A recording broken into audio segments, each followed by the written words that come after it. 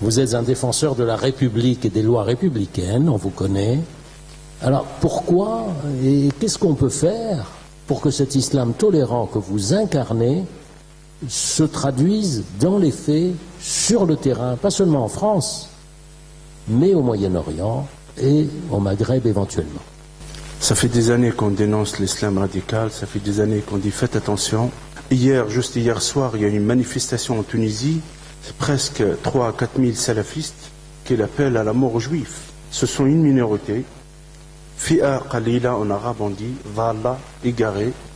Cette minorité, ils sont composés par 3.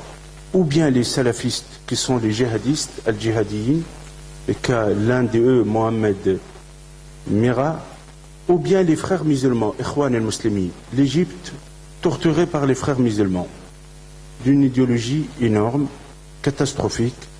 2008, j'étais au Parlement européen, je lui ai dit, écoutez, c'est vrai, on pleure, et je pleure personnellement quand il y avait soldat Chalit, le jeune homme Chalit, prisonnier, moi j'ai dit, écoutez, nous les musulmans d'Europe, nous sommes en otage, attention, entre intégrisme et racisme, fanatiquerie par nos jeunes, faites attention, j'ai dénoncé ça, il y avait tous les ministres européens. L'Occident, il n'aide pas l'islam sophisme. L'Occident, la réalité, l'islam soufi, non. Ils étaient là, ils étaient en Europe, réfugiés politiques, ils ont retourné en Tunisie, ils ont pris le pouvoir en Tunisie. On a presque dépasse 27 000 salafistes en Tunisie, les armes qui rentrent. Deuxième, libéré d'un dictateur, ramener des démons et des salafs, qui est les femmes, la première. Vous savez, après la révolution en Tunisie, la première martyr, il était qui? Il était un prêtre, à la Golette. Assassiné, un prêtre d'une église, Qatalou.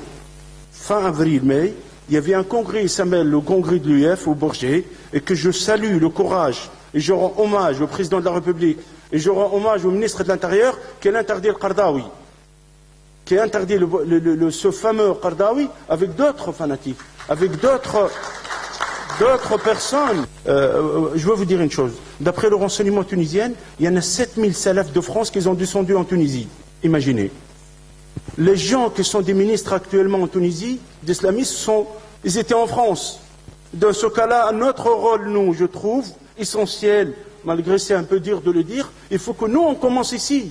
Vous savez, moi, d'après les ressources que je connais des amis à la police, ils m'ont dit, on a minimum 5000 femmes, voile intégrale. À l'époque du dictateur de Ben Ali, il n'y avait même pas une. Le 25 janvier, j'étais à la synagogue de Tunis, cette année. J'ai ramené 40 imams avec moi, de différentes origines, sénégalais, maliens, algériens, tunisiens, marocains. On était à la synagogue, j'ai vu la communauté juive de Tunis terrifiée. Ils ont dit c'est la première fois depuis la Révolution quelqu'un rentre aux synagogues non juif. Personnellement, nous sommes, en tant qu'imam, on était menacés là-bas. C'était pas simple. Heureusement, il y avait la protection policière. Et ça vient de 2 hommes comme le Qardawi, des hommes d'une chaîne comme Al Jazeera. C'est clair. D'une politique comme celle de Qatar, pardonnez-moi. Parce que quand même, c'est trop, c'est beaucoup.